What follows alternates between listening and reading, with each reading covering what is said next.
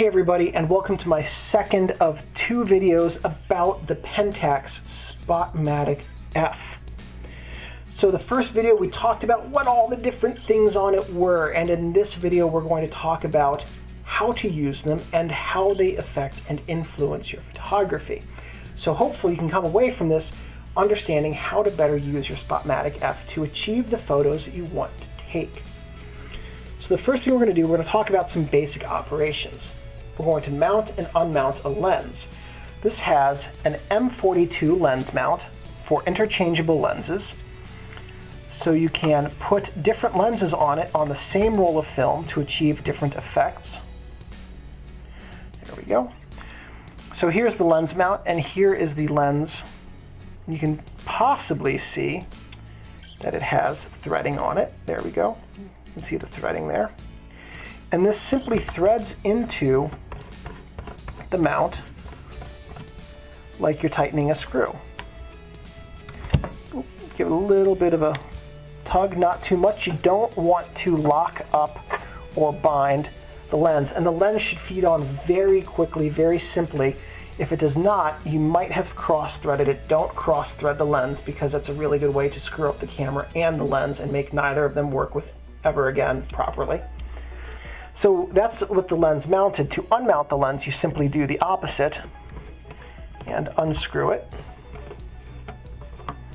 There we go. All right, so the next thing we're going to do is change the battery. And to do that, we need our Canadian quarter or similarly sized coin. And we're just going to put it in the slot here and turn it counter or anti-clockwise, which is the same direction as the open arrow indicates, until the battery cover comes off.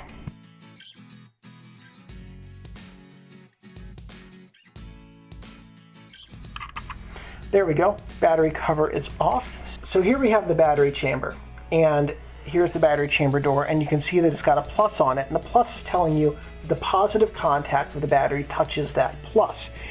This takes old mercury style batteries that are no longer made. You could use an Li 560 and compensate for the voltage difference, or there's another option. I picked up this adapter here on eBay for $4 a few weeks ago. And what you do is you put the adapter here, and then you drop an LR44 battery into the adapter, or an A76, either or. Because the LR44s have the proper voltage, but the wrong shape. So there we go. Just put the LR44 with the adapter into the camera. Start putting this back on, and it should just take the threading very easily. If it requires any force to turn, then you might have cross-threaded it, and you don't want to cross-thread it because you'll strip the threads and it will be useless. And then you just finish it off with your Canadian quarter again. There we go. And your battery's in place and your light meter is ready to go. So one of the really great breakthroughs about the Spotmatic F is that it has open aperture metering. You can still use older M42 lenses, though not all M42 lenses. However, you need to mount non-auto Takumar lenses carefully so you don't break them as you mount them. And that's specific to things like a Mamiya or a Zenit or an off-brand M42 lens. Insofar as I know, the Takumar lenses, which would be this one, for instance, is an auto Takumar. The Super Takumar, as far as I know, the Super Takumar lenses mount fine. The autos definitely do, and the SMC Takumars also mount just fine, to the best of my knowledge. Although I do not have any auto or SMC Takumar lenses in my collection, I only have the Super Takumars, so I haven't tried the other two, but the auto Takumars were designed for this camera, so all of them should be just fine. With a Takumar, Tele-Takumar, Auto Takumar, or Super Takumar lens, what you need to do to meter, you need to stop down for metering. And the way you do that is you set the aperture that you want to use here, so let's say f8, and then you're going to flip up the black switch on the side right here.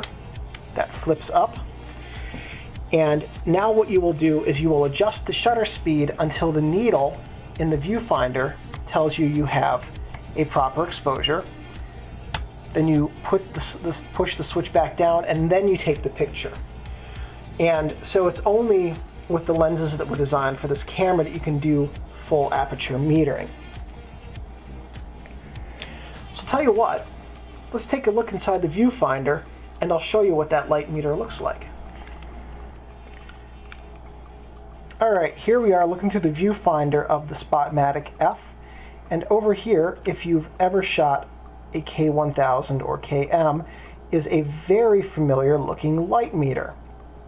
And it functions in the same way as the K1000 or KM light meter. The rest of the viewfinder screen is wide open and very bright, and all that we have is this center collar to aid with focusing and composition. And so what you were seeing through there was 93% of the frame coverage. And what that means is that, let's say you were looking through your Spotmatic and you saw this scene right here, then you would have 3.5% on each side, and the top and the bottom of the frame that would not be visible in the viewfinder but would still end up on the film. And that's fine, because that gives you a little bit of overage so that you can do a little bit of cropping in your final image and still have a good finished result. The magnification coming through that was 0.89x, meaning that what you're seeing through the viewfinder is about 90% of the same size, of the size of what will actually be on the film. And so that's it for the 2-video series on the Pentax Spotmatic F. If this video was helpful, please leave me a thumbs up. That lets me know I'm on the right track. If you have any questions about this or comments, please leave them in the comments section below. I'm pretty good about responding fairly quickly. If you have any suggestions or thoughts for future videos, please let me know, and if I have the technical capability and knowledge, I'm more than happy to do those for you. If you'd like to subscribe, then you'll be able to find out when I have more photography-related videos that come out. And one last thing before we go to a big blank screen and you get suggested some additional videos that you should watch. Thank you guys for watching.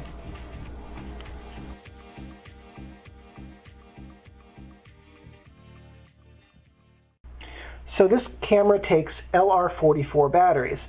Now if you look on the inside of the battery cover, there's a plus there, and that's telling you that the LR44 battery's positive contact touches the plus side. Oh, darn it. So if you look inside the battery cover, you can see that there's a plus there. And what that's telling you is that the LR44's positive contact touches the plus on the inside of the battery chamber lid. So to put the battery into the chamber,